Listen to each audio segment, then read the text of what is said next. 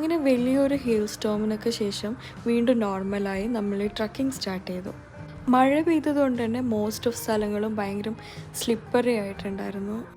Tired ആകുമ്പോഴൊക്കെ പല സ്ഥലങ്ങളിൽ rest എടുത്തുകൊണ്ട് മെല്ലെ മെല്ലെ നടന്ന് ഒരു ചേച്ചിയുടെ കഫേയിലെത്തി. അവിടെ നിന്ന് ഒരു ചായക്ക് കുടിച്ച് അങ്ങനെ അവസാനം താഴെ എത്തി. അവിടെ നിന്ന് വീണ്ടും നമ്മൾ ജീപ്പ് ജേർണി സ്റ്റാർട്ടായി.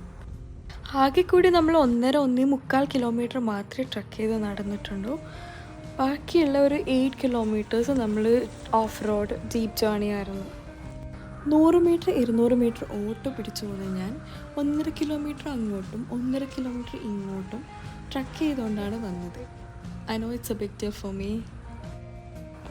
പക്ഷെ ഒരു കാര്യം എന്താണെന്ന് പറഞ്ഞാൽ നമുക്ക് ആർക്കും ഒരു മനസ്സില്ലാതെയാണ് നമ്മൾ അവിടെ നിന്ന് യാത്ര പറഞ്ഞിറങ്ങിയത്. അതും നമുക്ക് എമർജൻസി ആയി പഞ്ചാബിലേക്ക് എത്തേണ്ടത് കൊണ്ട് മാത്രം.